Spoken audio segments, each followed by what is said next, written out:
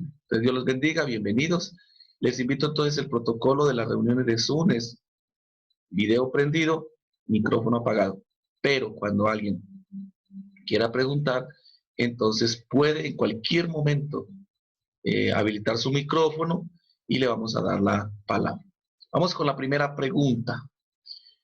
Voy a compartir mi pantalla por si quieren ver no solamente mi rostro, sino que también veamos el PowerPoint. Me dice si lo ven ahí. Dice, ¿por qué tengo miedo de la venida de Jesús y mucho miedo por lo que está pasando? Sí, es una inquietud de nuestra hermana Gaby de Chostla. Amén. Entonces, vamos a responder simplemente que el miedo es una sensación natural a lo desconocido y enfrentarnos a situaciones que se nos salen de control. En este momento y en toda la vida hemos sentido eso. El miedo ha sido parte de la vida de los seres humanos desde que nos apartamos de Dios. Pero cuando llegó el Señor Jesús, eso cambió. ¿Por qué? Porque llega el Todopoderoso. Ahora sí. Entonces, el ser humano, cuando se apartó de Dios, recuerden que la idea fue ser como Dios. Pero la realidad, ¿cuál es? Que nosotros todo se nos sale de control. Entonces, en este caso, sentir esa sensación de miedo es algo que puede ser muy natural, pero que tenemos que manejar y tenemos que superar. ¿Por qué? Porque el Señor Jesús vino a cambiar eso, a quitar el miedo, porque ahora está el Señor con nosotros. Primer libro de Juan 4:18 dice, en el amor no hay temor, sino que el perfecto amor echa fuera el temor. Porque el temor lleva en sí castigo, de donde el que teme no ha sido perfeccionado en el amor. Entonces nosotros estamos trabajando en esto.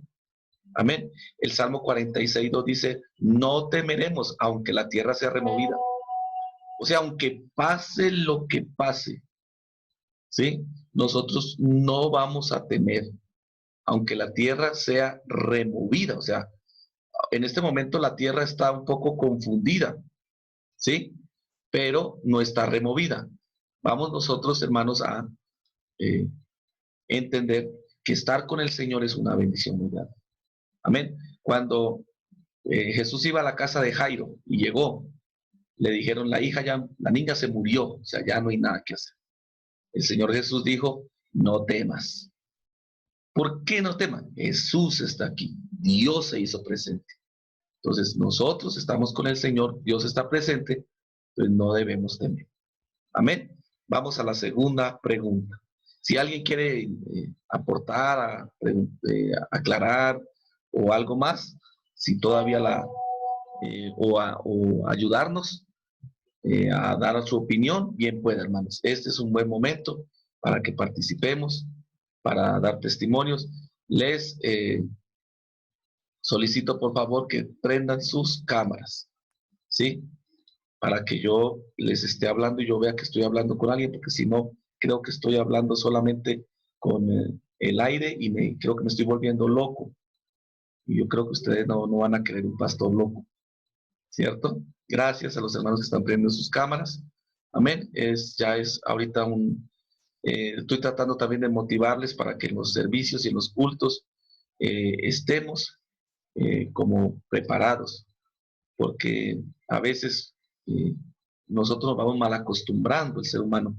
Entonces, nos preparemos, nos alistemos para el servicio, aunque sea en el YouTube, nos preparemos y ahí en el chat estemos diciendo amén y estemos interactuando un poco.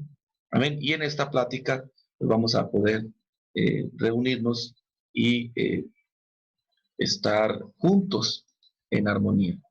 Bueno, segunda pregunta, dice, Jesús viene al primer cielo. ¿Cuántos cielos hay? O a las nubes. ¿Listo? De acuerdo a la Biblia, existen o se mencionan 3 cielos. ¿Sí? Yo voy a tratar bueno, las respuestas que damos son todas de acuerdo a la Biblia. Hay algunas opiniones que cuando sean opiniones vamos a decir, mire, esto es una opinión, esto es una idea. Pero lo más verdadero y más cierto es lo que nosotros podamos tomar de la Biblia. Amén. Entonces, de la Biblia entendemos algo. Segunda de Corintios 12:2, ¿cierto? El apóstol Pablo dice, conozco un hombre en Cristo que hace 14 años, si en el cuerpo no lo sé, si fuera del cuerpo no lo sé, Dios lo sabe.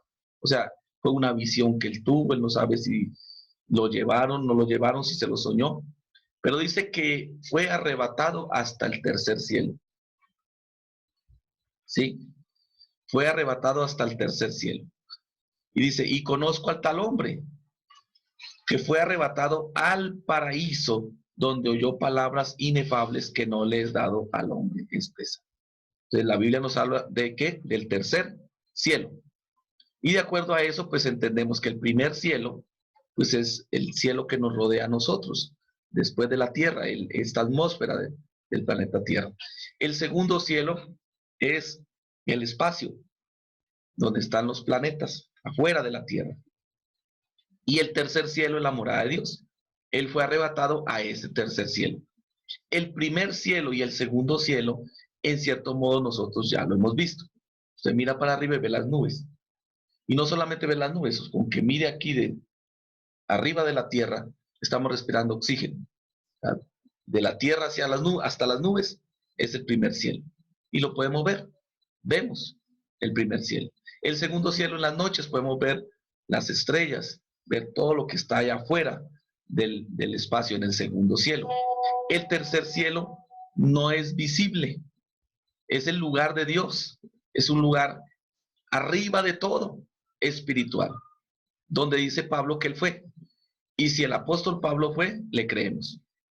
¿Listo? ¿Quién conoce el tercer cielo? Jesucristo, ¿sí? El Señor. Amén. Y a Pablo se lo mostraron. Amén. Deuteronomio 10:14 dice, he aquí de Jehová tu Dios son los cielos y los cielos de los cielos y todas las cosas que hay en ella. Entonces tenemos los cielos. ¿Cuáles cielos conocemos nosotros? El 1 y el 2. Pero dice que esos tienen otros cielos, que es el lugar de Dios. Visto que es el tercer cielo. Por eso decimos que hay 3 cielos y que por eso Jesús dice que descenderá y lo vamos a recibir en las nubes. ¿Sí? Segundo libro de Crónicas 6:30 dice, tú oirás desde los cielos, hablando de la oración y de la búsqueda de Dios en el templo. Tú oirás desde los cielos, desde el lugar de tu morada. O sea que ¿dónde habita Dios? Entonces, pastor, Uh-huh. entonces quiere decir que la iglesia se va a ir al tercer cielo. Ahí es donde está el mar de cristal, las calles de oro, todo eso. Correcto. ¿Por qué? Porque el primero y el segundo son creación y ahora lo vamos a ver que todas esas cosas van a ser hechas nuevas. O sea que vamos al lugar de Dios. Todo esto va a cambiar, lo que vemos. Y vamos a ir al finalizar todo a estar con Dios. Las calles de oro, el mar de cristal, todo eso que vamos a vivir en la eternidad, eso hace parte de un lugar que hoy no vemos, que no es lo que Dios nos ha prometido, primer cielo, segundo cielo. Él nos ha prometido un lugar especial en el cielo, pero entonces ¿dónde? En el cielo de Dios. Amén. Gracias, hermana Pastor, Maribel. ¿Sí? ¿Hermana Marlene? ¿Quién? yo tengo una pregunta. Bueno, hace un tiempo un testigo de Jehová me decía que el tercer cielo solamente era para Dios y que nosotros, la iglesia iba a venir por ella, pero íbamos a estar en el cielo como huéspedes y de ahí íbamos a descender del cielo, íbamos a regresar a la tierra porque Dios iba a ordenar la tierra, iba a convertirla en calles de oro, mar de cristal y todo eso. Y me hacía la pregunta, ¿qué Dios no tiene el poder de hacer eso? Yo dije, claro que tiene el poder, pero no creo que ese sea el objetivo. Dios Esa puede es mi hacer lo duda. que Él quiera, pero ese no es el plan. Ahora, si fuera el plan, pues estaría escrito. El plan de el milenio, ¿sí? Es venir a reinar con Cristo aquí en la tierra, 1000 años, ¿cierto? O sea que la tierra va a continuar después de la segunda venida que venga el Señor físicamente a la tierra, que esté aquí en la tierra, se va a implementar el reino milenial por 1000 años, pero eso va a terminar. y al final de todo vamos al juicio, y después del juicio del gran trono blanco, entonces vamos a la eternidad con Dios. Y ya todo dice que ya el cielo y la tierra eran otros. O sea, los que habían ya no. Ahorita vamos a ver un poco de eso. Sí, en otra pregunta que alguien nos habló de la eternidad, para entender qué es la eternidad, porque eso se nos sale a todos nosotros de la imaginación. Entonces la gente se imagina, por ejemplo, los testigos de Jehová, que vamos pues a vivir aquí todos, ¿cómo se llama? En la tierra, ¿cierto? Entonces imagínense los viejitos, van a seguir viviendo la eternidad en la tierra viejitos, y los niños, niños. O sea, se imaginan desde un punto de vista humano la eternidad, y la eternidad no es esa. La vida humana aquí en la tierra tiene una funcionalidad, y aún en el milenio va a seguir esa funcionalidad. Pero la vida eterna es otra cosa, muy diferente. ¿Sí? Es tan grande que no la podemos ni imaginar, ni nos cabe en la cabeza. Por eso los hijos de Jehová se imaginan que es que vamos a jugar con el león. Pues un león se hizo una fiera fuerte para, es un depredador. ¿Quién le vamos a cortar los dientes para que sea como un cordero? Pues entonces, ¿para qué se hizo león? ¿Sí? ¿O para qué la jirafa? Si vamos a tenerla, digamos, en otro lugar, aquí como si fuera un gato. Entonces, debemos entender que la vida, como está establecida, como Dios la hizo en la creación, en el tiempo, tiene una forma. Y esa forma va a seguir, y durante los 1000 años del milenio va a seguir, o sea, van a seguir habiendo nacimientos, van a seguir habiendo, o sea, funcionalidad humana, ¿sí? Dentro del tiempo, pero que eso va a terminar, ¿sí? Entonces Dios habita en el tercer cielo, ¿sí? En el paraíso de Dios, un lugar que solo Jesucristo, que allá vive, que es Dios, ¿cierto? Donde están los ángeles, donde están todos los ejércitos celestiales, todo el mover de Dios en el mundo espiritual, de donde estaba el diablo y se cayó de allá, lo echaron de allá, ¿cierto? Es el tercer cielo. Y que la tierra, aquí nuestra atmósfera, el primer cielo, y el segundo, pues es lo que vemos en las estrellas o el universo, la estratosfera, ¿sí? Bueno, otra pregunta. ¿Quiénes son los dos testigos del Apocalipsis? ¿Listo? Entonces, la Biblia habla en Apocalipsis 11, del 3 al 7, de que Dios dice, daré mis dos testigos que profeticen por 1260 días. O sea, por 3 años y medio. ¿En qué tiempo? En el tiempo en que ya se manifiesta el anticristo, o sea, en el tiempo después del arrebatamiento de la iglesia, en el tiempo que nosotros llamamos gran tribulación o la tribulación de Israel. Entonces, estos dos testigos entran a jugar un plano muy especial dentro del plan de Israel, tocar a Israel, mover a Israel a los planes de Dios. ¿Por qué? Porque en esos 7 años Dios va a tratar con Israel. El anticristo se va a manifestar. El anticristo va a estar aquí haciendo de las suyas, pero va a tener estos dos personajes que le van a hacer la vida de cuadritos. ¿Por qué? Porque Dios en todo tiempo va a estar moviéndose, Dios en todo tiempo va a estar hablando, y sobre todo después del arrebatamiento, que se acaba el tiempo nuestro de los gentiles, pues va a llegar un tiempo donde Dios va a tratar con su pueblo Israel. ¿Quiénes son? Pues son dos hombres, ¿sí? Surgirán en la tribulación durante esos 7 años, ¿cierto? Predicarán 3 años y medio, y el anticristo los va a matar. A los 3 años y medio Dios le va a dar permiso de que los mate, pero con una razón, de que ellos a los 3 días van a resucitar y se van a ir con el Señor al cielo. Amén. Entonces hay una tipología. Recordemos que Apocalipsis es un libro muy tipológico, de muchas figuras, porque habla de dos. Y recuerde que dos aparecieron con Jesús en la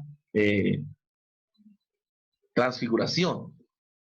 Entonces, estos dos que aparecieron en la transfiguración fueron Moisés y Elías. Pero eso, ¿qué es la figura de Moisés y cuál es la figura de Elías? La figura de Israel. los dos seres más representativos del pueblo de Israel son Moisés, que es la ley, y Elías, que son los profetas. O sea que esos dos personajes y sus nombres son tipológicos, de entender que precisamente en la tribulación es un tiempo para Israel y es un tiempo de Israel. Precisamente esos dos testigos, dice Dios, los daré. Voy a poner yo aquí. ¿Por qué? Porque en esos 7 años ya estoy trabajando ¿con quién? Con mi pueblo, con Israel. Amén. Por eso la iglesia, nosotros hoy nos tenemos que preparar para el arrebatamiento y no para la tribulación, porque en la tribulación Dios va a tratar con Israel. Y las dos figuras más prominentes del pueblo de Israel, hagan cuenta como si en México dijéramos Benito Juárez, ¿y quién otro? Y Miguel Hidalgo. Las dos figuras que identifican a México, ¿cierto? Por así decirlo, ¿no? Entonces, Moisés y Elías tipifican Israel. Ahora, exactamente no dice que sean ellos, porque habla de los dos olivos que están con el Señor, habla de que son dos, aparte de esos dos candeleros, pero todos esos son tipologías. Recordemos que el olivo es la unción, y recuerde que estos dos hombres, Moisés y Elías, tenían mucha relación con Dios. Si hablamos de hombres ungidos por Dios, llamados por Dios y usados por Dios, Moisés y Elías eran hombres muy especiales. Esto, Apocalipsis 11:8 dice que sus cadáveres estarán en la plaza de la grande ciudad. Esta grande ciudad que habla ahí es, o se identifica como si fuera Jerusalén. Recordemos que en el tiempo del anticristo, Jerusalén va a ser el lugar de concentración de todos esos 7 años, o al menos de los primeros 3 años y medio. Y a ellos les van a permitir matarlos y los van a poner ahí. Pero mire lo que va a pasar con la gente. Los moradores de la tierra se regocijarán y se alegrarán y se enviarán regalos unos a otros, porque estos dos profetas habían atormentado a los moradores de la tierra. O sea, los que en cuando en los primeros 3 años y medio el anticristo está diciendo que hay paz, que la gente está bien, estos dos van a estar diciendo que no, y van a estar haciendo prodigios y señales para que el pueblo, sobre todo de Israel, se convierta al evangelio. ¿Listo? Entonces, cuando los mata el anticristo, porque los quiere matar y no puede, pero cuando ya puede, entonces dice que van a ser, la gente se va a alegrar, porque ¿quién le van a echar la culpa? A Dios. Va a haber un sistema tan contrario a Dios en el tiempo del anticristo, en esos 7 años, que la gente va a odiar a Dios, va a odiar todo lo que venga de Dios. Aún el amor y la misericordia de Dios van a ser odiados. Entonces, cuando estos dos que están predicando a Dios, que representan digamos, las figuras más representativas del pueblo de Dios, que es Israel, la gente los va a odiar, no va a querer nada con ellos. En el tiempo yo no sé si hayan cristianos por ahí que se quedaron, la gente los va a odiar, los van a entregar, los van a matar. O sea, es un tiempo terrible. El diablo va a hacer de las suyas. Hoy hablábamos de eso en la dominical. En el mundo le va a dar a su enemigo el poder para que lo gobierne. O sea, que la gente va a vivir muy mal. Entonces, como el diablo va a ser el que va a estar gobernando, ¿qué van a querer buscar de Dios? Nada. Entonces, los dos que son enviados de Dios, ¿qué son? Son los enemigos del mundo. Imagínense cómo va a estar el mundo en ese tiempo. Separado de Dios, alejado de Dios y enojado con Dios. Al punto de que cuando los dos hombres de Dios mueren, todo el mundo va a hacer una fiesta. ¿Cierto? No, pues hay que llorar y la gente lamentará. No, van a hacer una fiesta. ¿Por qué? Porque estos hombres los tenían atormentados diciéndoles las cosas de Dios, hablando las cosas de Dios, y también ellos haciendo prodigios y milagros de parte de Dios. Después de los 3 días, ellos van a revivir para hacer y entenderle al mundo y a Israel que el que tiene el poder es Dios. Ajá, y por ahí va a ser cuando Dios también ya trate con Israel en los 3 años y medio siguientes, ¿cierto? Donde Israel se convierte y estos dos van a sentar una base con los 144,000 de dejar el evangelio y el poder de Dios en medio de los tiempos donde el diablo esté gobernando.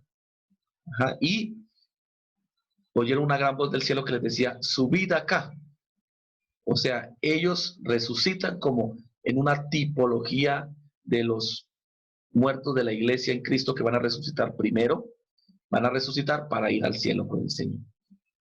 Entonces, estos dos hombres van a funcionar en el tiempo de la tribulación, van a ser dos mensajeros de Dios, en el sentido literal, podríamos decir que son tipología de Moisés y Elías. Moisés la tipología de la ley, Elías la tipología de los profetas, y los 7 años son los 7 años de Israel, la representación de todo lo que es el pueblo de Israel. Se le dice que son los dos olivos o los dos candeleros. Recuerden que en la iglesia, en Apocalipsis, candelero quiere decir iglesia. Entonces alguien puede decir, son dos iglesias. No, lo que pasa es que son representativos del mensaje de Dios. En la iglesia es donde Dios habla. En la iglesia es donde Dios se mueve. En la iglesia es donde está el Espíritu de Dios y la palabra de Dios. En ese tiempo va a estar sobre esos dos hombres. O sea, la iglesia van a ser esos dos hombres. Pero como es Israel, basada en los dos entes más representativos, ley y profetas. ¿Pero qué estarán predicando ellos? La gracia del Señor, el evangelio del Señor, que Israel se vuelva al Señor Jesucristo, que Jesús sí es el Mesías y que ese anticristo que está ahí diciendo que es el Mesías y que hasta Israel lo está adorando, no es. ¿Listo? Entonces, ¿qué es un candelero? Luz, donde hay palabra. ¿Qué es la iglesia hoy? Luz, donde se predica la palabra. Ellos van a ser los candeleros en el tiempo cuando la iglesia ya no esté. Cuando ya los candeleros se fueron, porque la iglesia ya se fue al cielo, Dios envía a estos candeleros para que traigan luz, palabra, para que trabajen aquí. ¿Pero con quién? Con Israel, con el pueblo de Dios. ¿Listo? Bueno, ¿alguna inquietud, alguna cosa? Porque ya se me está secando la garganta y en esta reunión no hay ujieres que me traigan agua. Vamos a pedir a la directora de los ujieres. Bueno, ¿alguna pregunta, alguna duda, alguna inquietud? Mano Sergio, saludos. Mano Felipe, Dios lo bendiga. Hermana Eva y a Yaque, a Diana. Vemos a la hermana Claudia Hernández. Ajá, recordemos que vamos a tener prendidos nuestras cámaras y apagados los micrófonos, pero prenda el micrófono si quiere hablar. Cuando gusten hablar, si ponga su micrófono, hermana Claudia, bien puede hablar. Pero prenda su micrófono, es. Gracias. Bueno, yo tengo una pregunta con esto de los dos testigos. Así como cuando Jesús decía la profecía que Elías iba a venir a limpiar el camino, a abrir el camino, a formar el camino, y llegó Juan el Bautista, que en similitud son muy parecidos los dos profetas, Juan el Bautista con Elías. ¿No hay forma de que el pueblo de Israel reconozca a estos dos testigos? O sea, si pudiéramos hablar, son como parte de sus ídolos, ¿no? Entonces, imaginen, Moisés, Elías, el pueblo de Israel los conoce. Habrá gente que les crea, ¿y qué va a pasar con esa gente que les crea? O de plano nadie les va a creer. No, recuerden que Israel a los 3 años y medio va a creer. Recuerden que el anticristo durante los primeros 3 años y medio va a ser de las suyas. Y con el respaldo de Israel. Israel creyendo que él es el Cristo. Pero a los 3 años y medio, Israel le va a quitar el respaldo y va a quedar el mundo reunido e Israel va a ser el enemigo del anticristo. Por eso después vienen las batallas y todo eso, van a querer acabar con Israel, pero ahí es donde viene el Señor en la segunda venida y viene y rescata a Israel. En ese tiempo de tribulación, que es la última semana de las 70 semanas de Daniel, es el tiempo de Israel. O sea que en ese tiempo hay gracia para Israel, evangelio para Israel. O sea que Israel sí va a creer. O sea que el mensaje de estos dos testigos va a tocar las fibras del pueblo de Israel y los judíos van a entender y van a ser salvos. Muchos van a morir, van a ser sacrificados en el tiempo de la tribulación por el anticristo, van a ser torturados, van a ser masacrados, muertos, por violencia, por seguir al Señor Jesucristo y no aceptar al diablo ni al anticristo. ellos, pero esto, sobre todo esto está dado para el pueblo de Israel. Por eso la tipología de los que van a predicar como candeleros, ¿cierto? Van a ser judíos, 2 testigos y 144,000, 12,000 de cada tribu. Esto entonces para entender que Israel, pues va a entender que Dios quiere tratar con ellos, y cuando se den cuenta que el anticristo no era el Cristo prometido, se van a dar cuenta que Jesús de Nazaret, el que hace 2000 años crucificaron, era su Mesías, era el ungido de Dios y el Salvador, y ellos se van a ir con todo el corazón a Dios, y ahí, por eso en el tiempo de la tribulación, en el Apocalipsis dice que la tierra es cegada, que va a haber salvación. ¿Pero para quiénes? Precisamente para los judíos. Amén. Bueno, gracias hermana Claudia Serrano por su pregunta y por su participación. Si alguien más quiere decir algo. Con respecto a estas cosas de la gran tribulación, no debemos entrar en muchos detalles porque la idea es que nosotros no estemos aquí. O sea, la idea es que entendamos lo que va a pasar para que nosotros hoy nos preparemos. Y que hoy es nuestro momento. Hoy es el día de nosotros alistarnos para irnos con el Señor. ¿Hermana Maribel? ¿No? Ah. Sí. Entonces, por ejemplo, si un gentil cree en esa palabra, o sea, que se haya quedado y cree en esa palabra, ¿tiene oportunidad de salvarse o no? ¿O solo son para los judíos? Mire, el momento especial es para los judíos, pero conociendo a Dios como lo conocemos y conociendo su misericordia, habrá alguien que pudiese alcanzarlo. Pero ¿quiénes? No de los que hayan quedado, digamos, por irresponsables de ahora, sino por gente que no sabía, gente que es gentil y no conocía el camino de Dios, pero que en ese momento Entonces, va... como dice usted, por ejemplo, un irresponsable que no quiso, ¿no tiene entonces ese derecho? Si vemos, va a haber oportunidad, pero si usted mira en lo que leímos hoy en Tesalonicenses, dice que Dios les va a mandar un poder engañoso para que crean a la mentira. La gente que no creyó hoy, lo que recibió del mensaje y le dijeron no, o que no se prepararon, van a caer en un proceso como de espiritual, de engaño, y el enemigo va a hacer de la suya con ellos. O sea, son carne y cañón ya. No obstante, en todo tiempo habrá oportunidad, pero va a ser muy, muy, muy difícil. O sea, es tan difícil que mejor decimos que no, porque si alguien quisiera pensar que pudiese albergar una esperanza, si no, pues yo me quedo y pues ahí le echo ganas. No, si hoy que no tenemos esa problemática, no le echamos ganas, cuánto más cuando este mundo esté gobernado por el diablo y cuando Dios esté tratando es con Israel.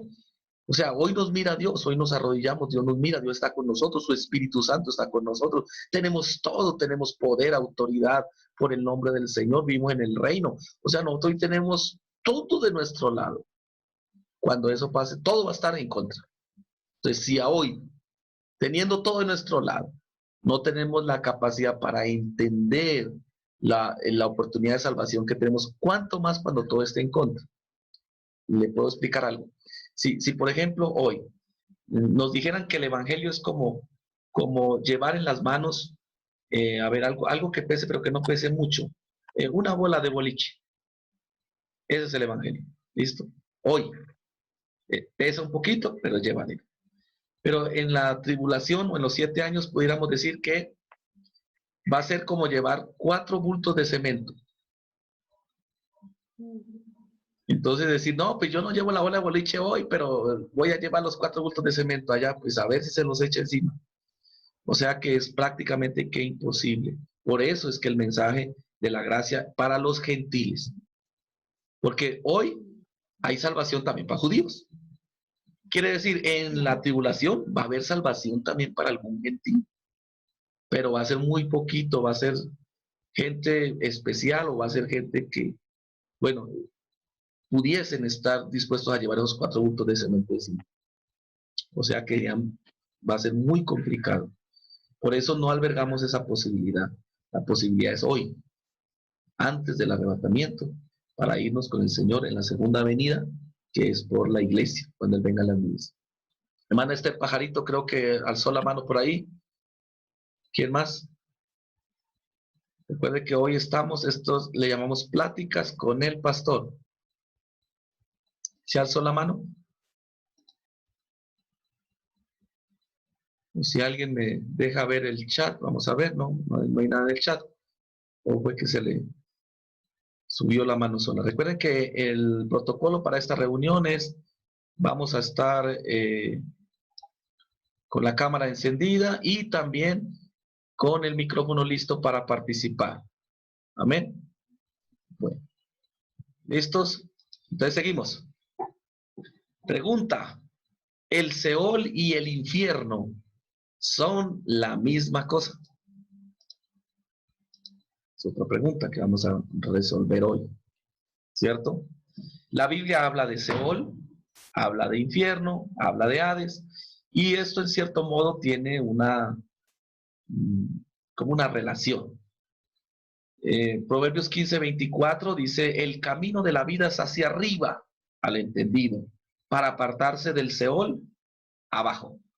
Y la palabra Seol se usa en el Antiguo Testamento, porque es una raíz hebrea.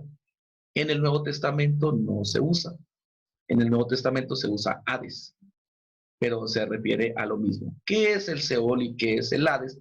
El lugar donde están o donde están los muertos. O sea, la muerte. El lugar donde alguien se muere y ¿a dónde se va? Dice, desciende al Seol. ¿Sí? Y siempre se mira que está abajo. ¿Sí?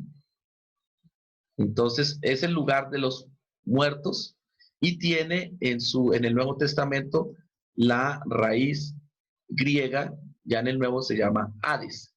Y es el lugar donde van a estar o donde están las personas que se murieron. ¿Listo?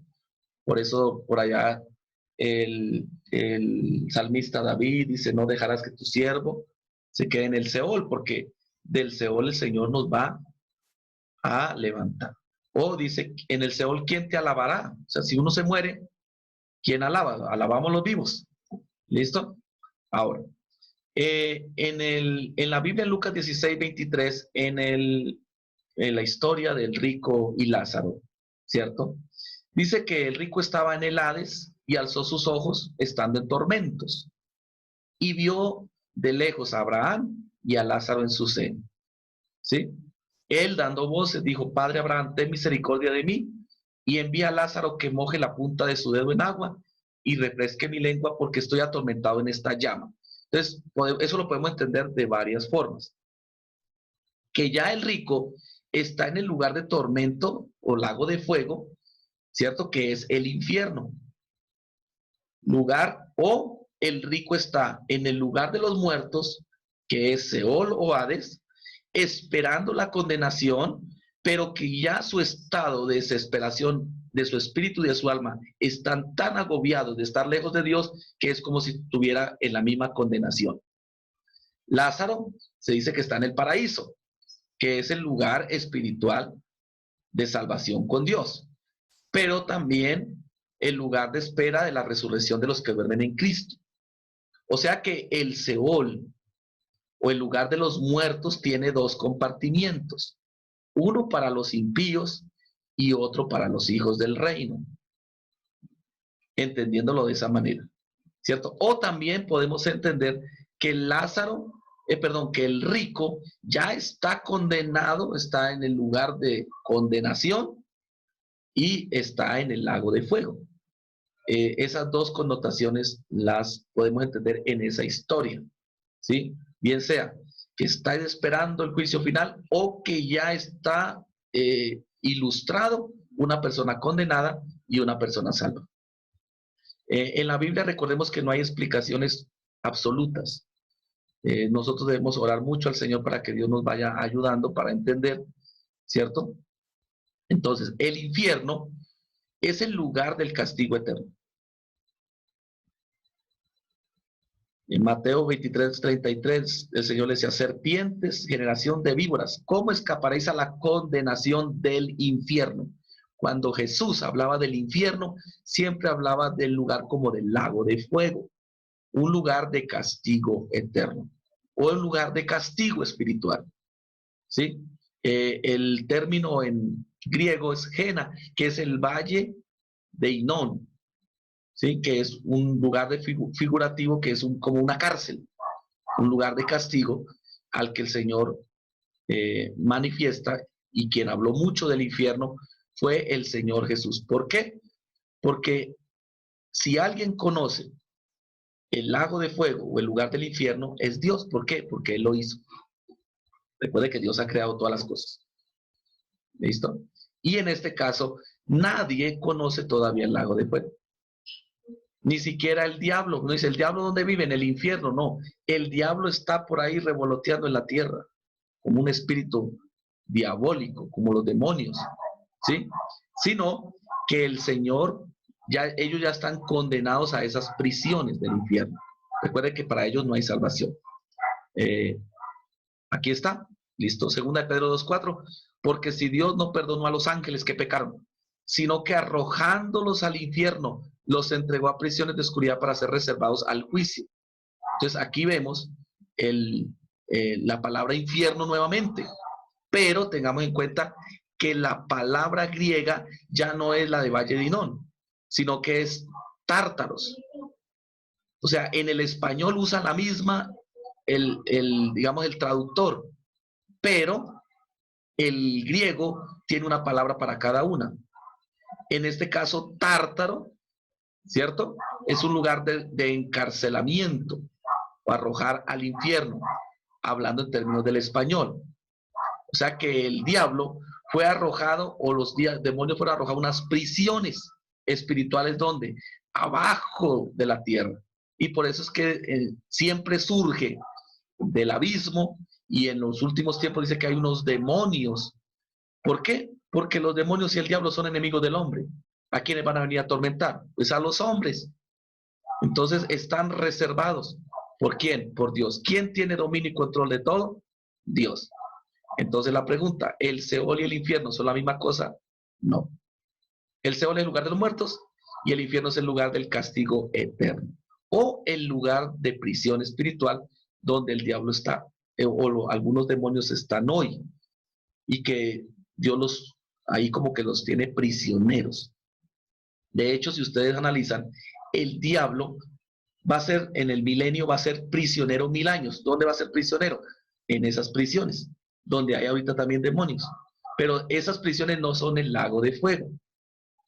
Son unas prisiones, digamos, aquí en la tierra, abajo, aquí en la tierra, que Dios ha reservado para ellos. Pero al final dice que el diablo fue lanzado al lago de fuego, después del milenio, ¿cierto? Donde estaban el anticristo y el falso profeta. Entonces, ese sí ya es el infierno, o el lugar de condenación final, que es el lago de fuego. O sea que pudiéramos decir que la Biblia menciona como 2 infiernos, 2 prisiones. Una como que aquí en la tierra, abajo, en el abismo, y otra en el lago de fuego por la eternidad. O sea, la que está dentro del tiempo y la que está en la eternidad. La eternidad dentro, porque recuerden que al final todo lo que está en el tiempo va a pasar. Entonces, si pudiéramos decir eso, la doctrina de la aniquilación tendría efecto. Pues la gente va al infierno abajo en la tierra desaparece, pues la gente desaparece. Pero sucede que el castigo del lago de fuego es eterno. O sea que hay un lugar preparado para la eternidad, una prisión eterna. Y a esa prisión el Señor Jesús le llamó infierno. ¿Listo? Entonces, Seol, lugar de los muertos, y el infierno no son lo mismo. Tiene que ver con el lugar donde están los muertos y el lugar de la condenación. Y que el infierno podríamos entenderlo de 2 maneras. El lugar de prisión dentro del tiempo y el lugar de prisión en la eternidad. Que el lugar de prisión en la eternidad es el lago de fuego. Bueno. ¿Listo? ¿Alguien tiene alguna pregunta, alguna duda, alguna inquietud, alguna opinión, alguna observación? para irnos a la última pregunta. O si alguien tiene alguna pregunta más, abra su micrófono. ¿Quién me está diciendo que yo? Pastor, yo tengo una pregunta. Amén, hermana Claudia, Dios me la bendiga. Entonces,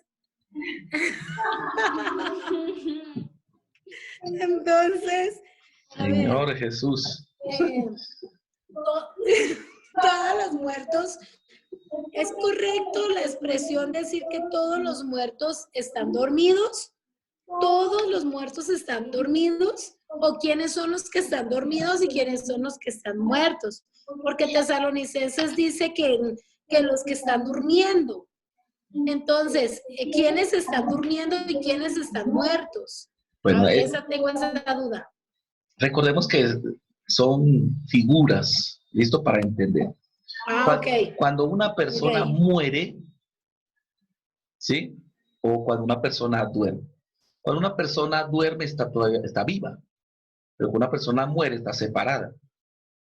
Entonces, esto es para diferenciar que los hijos de Dios seguimos en vida con Cristo y que la vida es Cristo. O sea, que en el lugar de los muertos estamos con Cristo también. O sea, que estamos como vivos, porque la vida es ¿quién? Cristo. Y los demás están separados de la vida, o sea, muertos.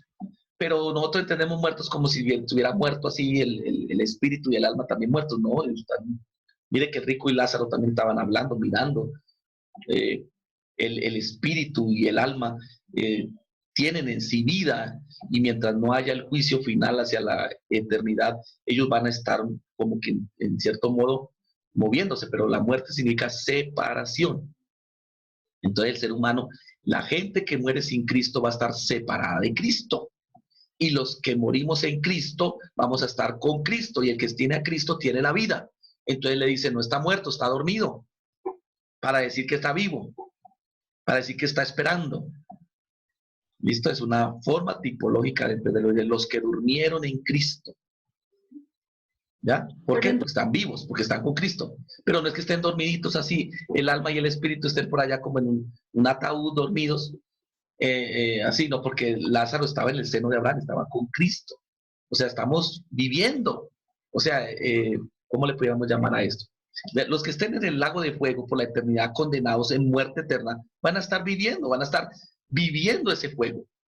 O sea que el que se muere va a estar viviendo, hablándolo en términos espirituales, pero va a estar muerto porque está separado de la vida que es Cristo. Esa es la tipología de muerto o dormido. Vivo, porque ambos están esperando, pero el uno con vida en Cristo y el otro sin vida en Cristo. O sea, separados de Cristo o cerca de Cristo. Por aquí, por el chat, me hacen una pregunta. ¿Sí, hermana Claudia? Sí, más o menos sí. ¿Tantito o no? Dice, ¿qué pasa si alguno ha sido bautizado y no ha recibido la evidencia del Espíritu Santo y Dios se lleva a su iglesia? ¿Dios se llevará también a aquellos que solo fueron bautizados sin recibir la evidencia del Espíritu Santo? Buena pregunta. Dios va a venir por los suyos.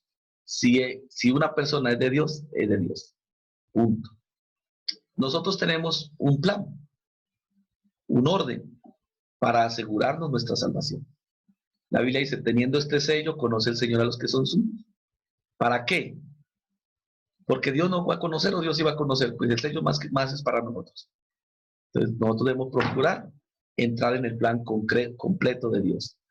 Y debemos recibir el Espíritu Santo con la evidencia de hablar en nuevas lenguas, porque es la promesa para los que somos salvos. Es un derecho de salvación de los salvos. Entonces, pues es mejor. Quedaría mucha incógnita, mucha pregunta, y alguien dice, hermano, ¿y usted qué dice? Pues yo lo que digo es que recibamos el Espíritu Santo mejor. Al que no se ha bautizado, que se bautice. Al que no se ha preparado, que prepare. Y al que no ha recibido el Espíritu Santo, pues que lo reciba. Puedes decir que alguien se vaya a condenar o no, recuerde que la salvación corresponde a Dios. Nosotros podríamos decir, no se salva, o sí se salva. Israel se salva, algunos me dicen Saúl se salvó, Sansón se salvó. La salvación corresponde a Dios. Nosotros más bien busquemos nuestra salvación busquemos a Dios. Y si alguien todavía no ha recibido el Espíritu Santo, pues recíbalo. Hoy es tiempo de recibirlo. Eso es todo. Hoy estamos a tiempo. Entonces, ¿qué debe hacer toda persona hoy? Recibirlo. Pastor, ¿usted qué debe hacer hoy en la noche? Recibir el Espíritu Santo. Llenarme de Dios. ¿Cierto? ¿Y qué debe hacer usted también? Pues recibirlo. Llenarse de Dios hoy. Hemos de aprovechar el tiempo y buscar a Dios. Amén. Entonces, nada nos impide hoy que recibamos el Espíritu Santo hoy. Pero, hermano, es que tal cosa, no. Recíbalo porque es la promesa para todos. Y todo lo hemos recibido y desde hace 2000 años se recibe el Espíritu Santo con la evidencia de hablar en nuevas lenguas. Entonces, entremos en el plan y aseguremos nuestra salvación. Busquemos a Dios con intensidad. Una de las cosas que yo les puedo recomendar y decirles es, para uno recibir el Espíritu Santo tiene que sacar tiempo para platicar con Dios. Tiene que meterse un momento y vivir un momento espiritual en Dios. La vida que vivimos es una vida muy agitada.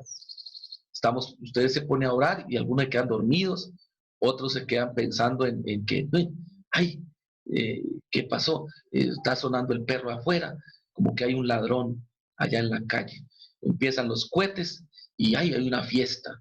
Y usted está orando, pero no está tan metido, concentrado en las cosas de Dios.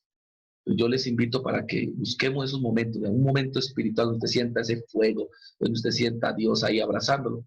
Busque eso siempre y verá que usted va a ser lleno del poder de Dios. Amén.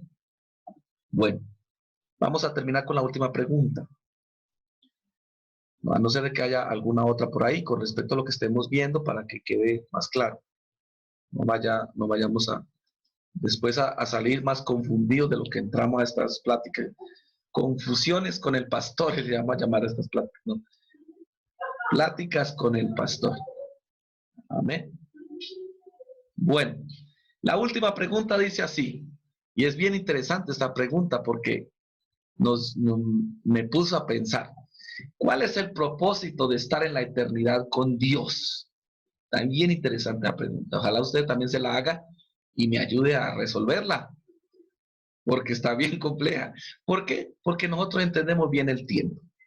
Bueno, o al menos algo del tiempo entendemos. Pero ¿sabe qué entendemos nosotros de la eternidad? Muy poco. O por decirlo, nada. ¿Por qué? Porque nosotros conocemos el tiempo. Haga de cuenta que usted me dice, pastor, ¿a usted qué tal le parece Helsinki? Sí saben qué es Helsinki, ¿no? Es la capital de un país por allá, no sé si es de Noruega, Suecia o de Finlandia, por allá del Escandinavia. Y yo podía decirles Helsinki, no sé. ¿Por qué? Porque nunca he ido. Y ahora uno pudiera hasta mirar fotos por internet, pero nunca he visto una foto de Helsinki. ¿Listo? Porque uno se puede, pastor, París es bonito. No he ido, pero lo he visto en imágenes y me parece que es bonito. Pero Helsinki, ni idea. Entonces, cuando hablamos de la eternidad, estamos hablando de un lugar que solamente Pablo lo pudo ver así de pasoncito y donde el Señor Jesús nos habló maravillas. Entonces, es entrar en un territorio muy desconocido. ¿Qué podemos hablar de entonces de la eternidad? Que es un propósito no de hombre, sino que es un propósito de Dios. Ahora, ¿cómo son los propósitos de Dios? Pues bonitos, grandes, eternos. ¿Sí? Dios no tiene un plan para 20 días ni para 1000 años, tiene un plan eterno. ¿Ya? Entonces, miren, ¿cuál es el propósito entonces de estar de estar en la eternidad? Pues estar con Dios. Primera Tesalonicenses 4:17 dice que ahí vamos a estar para siempre con el Señor. Entonces, el propósito de la eternidad, que los seres humanos en ese cuerpo de gloria al que vamos a ser transformados, podamos vivir para siempre con Dios. Primer punto. ¿De acuerdo a qué? A la Biblia. Porque alguien puede imaginarse cosas. Y sería muy triste que ustedes hoy tuvieran una plática con el pastor para ver las imaginaciones del pastor. Nos vamos a la Biblia. Amén. Para poder entender o para poder ver qué nos dice la Biblia. ¿Cierto? Juan 14:2 dice, en la casa de mi padre muchas moradas hay. Y si así no fuera, yo le hubiera dicho, voy pues a preparar lugar para vosotros. Entonces, propósito de la eternidad, estar con Dios. Tenemos un lugar preparado para nosotros en la eternidad. ¿Quién nos preparó ese lugar? El Señor Jesucristo. Amén. Dice, y si me fuere y os prepararé lugar, vendré otra vez y os tomaré a mí mismo para que donde yo estoy, vosotros también estéis. O sea que un propósito de la eternidad es que Dios no quiere estar solo. Dios quiere estar con nosotros. Amén. Eso es como si alguien una vez me preguntó, me dijo, ¿para qué Dios hizo todo esto? Meterse en problemas, crear al hombre, después venir a salvarlo, el hombre se iba a corromper. Y yo le digo, no, pero es que esto es interesante. Es la misma forma como cuando uno tiene hijos. Uno tiene hijos y los hijos gastan, cuando están niños se enferman, hay que atenderlos. Entonces, ¿para qué tiene uno hijos? ¿Cierto? Para no estar solo, para convivir. Entonces yo veo a Dios así. Dios hizo un plan para tener hijos por la eternidad, para vivir acompañado en la eternidad. ¿Con quién? Con nosotros. Amén, con los que íbamos a tener ese estatus de hijos. Y se metió en una cantidad de problemas como padre. Y tiene problemas y le hemos dado problemas nosotros. Pero me imagino que eso es interesante. ¿Cierto? Porque lo mejor es no haber nada. Bueno, entonces dice así. 1 Corintios 2:9, hablando de la eternidad. Antes bien, como está escrito, cosas que ojo no vio, ni oído yo, ni han subido al corazón del hombre, son las que Dios ha preparado para los que le aman. Entonces, mire esto. Es tan bueno que ni nos lo podemos imaginar. Un plan y un propósito de estar con Dios en la eternidad, que Dios ha preparado cosas que nosotros ni siquiera nos imaginamos.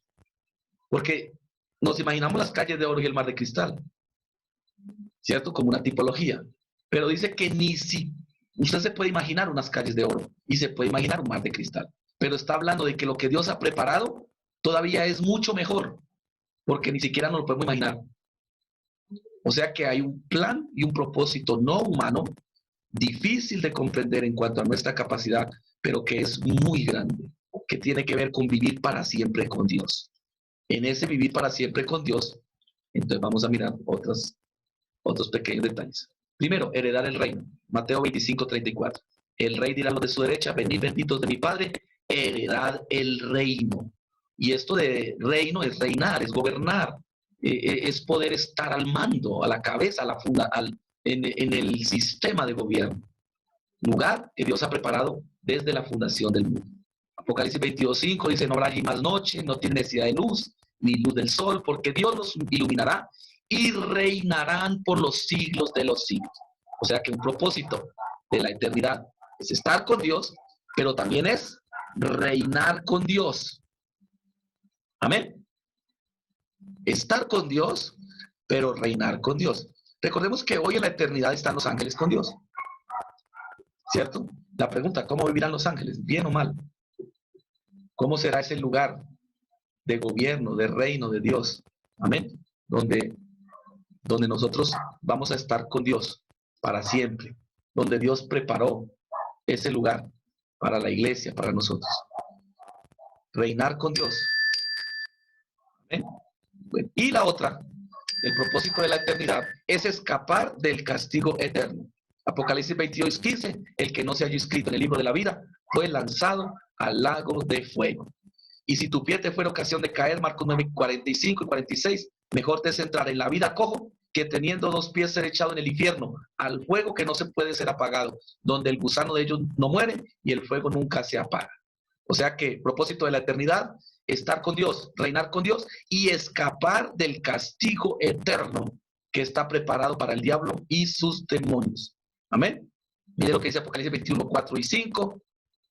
Enjugará Dios toda lágrima, no habrá muerte, no habrá llanto, clamor ni dolor, porque las primeras cosas pasaron. O sea, todo lo que usted se imagina y ve, ya pasó. Apocalipsis 21:5 dice, y el que estaba sentado en el trono dijo, he aquí yo hago nuevas todas las cosas. Y me dijo, escribe, porque estas palabras son fieles y verdaderas. O sea que Dios ha preparado algo nuevo, algo para estrenar, para sus hijos, para los salvos, para los que nos vamos a ir con Él, para los que vamos a estar en la eternidad con Él. Ya sabemos que en el milenio vamos a reinar con Él 1000 años, pero a partir de eso, después, en la eternidad, vamos a reinar con Él para siempre, en su reino eterno y celestial, y vamos a vivir en algo nuevo que Él ha creado y que Él va a hacer nuevas todas esas cosas. ¿Cómo van a ser? Lo único que sabemos es que son muy buenas y que el castigo eterno va a ser muy malo y que nosotros tenemos una oportunidad hoy, por medio del Evangelio, de escapar de los juicios eternos de Dios para entrar en la gracia y en la vida eterna. Vamos a dejar ahí por hoy.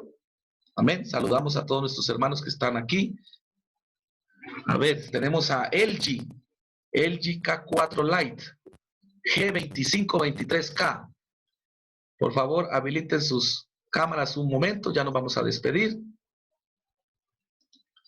Y si alguien tiene alguna observación, alguna apunte ya para irnos, son las 8.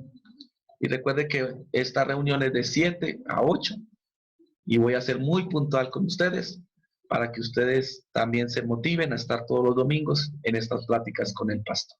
No sé si alguien tenga alguna pregunta. Y vamos a estar recopilando en la semana. Cuando usted tenga una pregunta, mándela ahí al grupo, mándemela al WhatsApp personal. Y el próximo domingo vamos a estar resolviendo más dudas e inquietudes, más preguntas. Amén. No le escucho, ¿puede habilitar su micrófono? Pastor, que Rachel preguntaba que si con el mismo tema. Pues básicamente estamos tratando lo que estamos estudiando, pero si hay alguna otra cosa interesante, importante o alguna duda, entonces podemos tocar el tema, si es de importancia. Regularmente todas las preguntas de la Biblia nunca sobran. Siempre será una bendición poder responder a las inquietudes. Y pues como pastor, mi labor será siempre apoyarlos o esforzarme, buscar, investigar, estudiar para poderles llevar a ustedes la enseñanza, sobre todo que tenga que ver con la Biblia. Amén. Si alguien me pregunta de qué está pasando en Netflix, no les voy a decir. ¿Listo? Pero si es de la Biblia, sí. ¿Estamos? Bueno, nos da gusto ver al hermano Sergio, a la hermana Claudia Hernández. Les extrañamos mucho, pero los vemos bien. ¿Ven? Bueno, la hermana Marlene, hermano Tomás Manamari, hermana Teresa Corona también, la vemos muy bien, hermana Tere. Dios la bendiga, la hermana Julia García estuvo por aquí. Y les invitamos a todos. El protocolo de esta reunión de Zoom es siempre cámara prendida, micrófono apagado, pero en cualquier momento puede habilitar su micrófono y participar. Vamos a ver a quién. Vamos a pedirle el favor a la hermana Claudia Hernández. Hermana Claudia, despídanos en oración. Antes de orar, quiero decirles que el tema que estamos tratando con respecto al reingreso, ya les envié al grupo el video para que ustedes lo miren y también que estemos orando porque sí se ocupa o se necesita un lugar más amplio en nuestro regreso para poder que quepamos más personas, porque con los protocolos vamos a tener mucha necesidad de espacio. Entonces, les estoy pidiendo oración.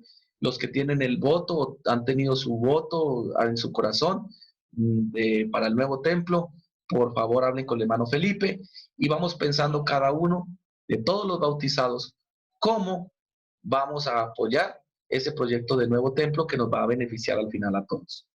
Amén.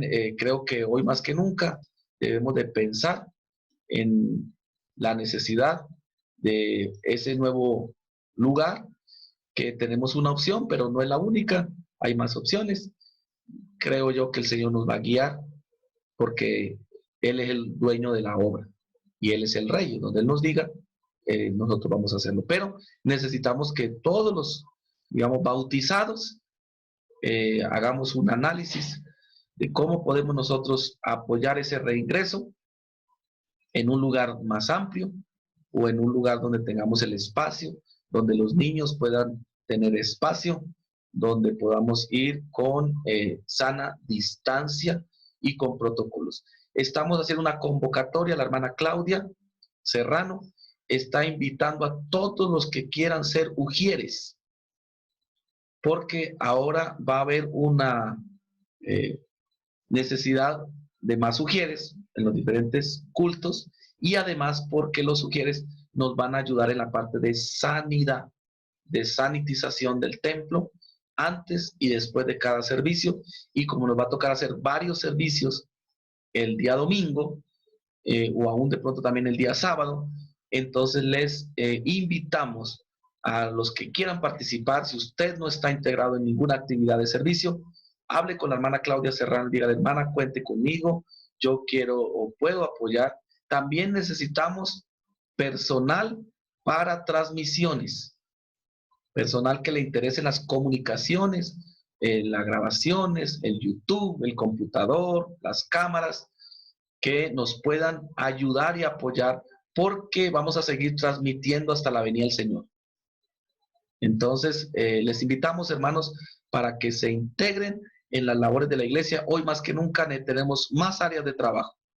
Amén. Aparte de evangelismo, aparte de oración, cada uno de nosotros puede participar en algo más todavía. Vamos a ujieres, sanidad y comunicaciones. Les invitamos, si alguien hoy nos ayuda con las transmisiones, va a tener la bendición de estar en el templo, de estar en los servicios. Amén. Desde ya. Y vamos a seguir trabajando en el nombre del Señor. Estamos orando. Y cada uno de los bautizados les invito a pensar en nuestro reingreso al templo y en el apoyo que vamos a tener si ocupamos un lugar más amplio. Entonces, hermana Claudia, despídanos en oración y así nos despedimos. Les agradezco su atención, les agradezco el estar aquí y me da mucho gusto verlos y seguimos adelante en el nombre del Señor. Hermana Claudia. Dios les bendiga, hermanos. Vamos a estar orando en esta hora para ser despedidos. Inclinen su rostro. Vamos a orar, bendito Dios, Señor y Padre Celestial, Creador del cielo y de la tierra, Señor, y de nuestra vida, Padre. Gracias, Señor, por darnos, Dios mío, esta enseñanza, Señor. Gracias por la vida de cada uno de mis hermanos, Señor Jesucristo, que se han conectado, Señor. Te pido, Dios mío, en el nombre de Jesús, Señor, seas tú dándonos, Señor, el entendimiento, Señor, el discernimiento, Señor, de tu palabra, Padre mío. Y poder, Dios mío, entender los propósitos que tienes para nuestras vidas, Señor. Pedimos, Señor, nos guarde, nos cuide, Señor Jesucristo. En el nombre de Jesús te lo pedimos. Amén.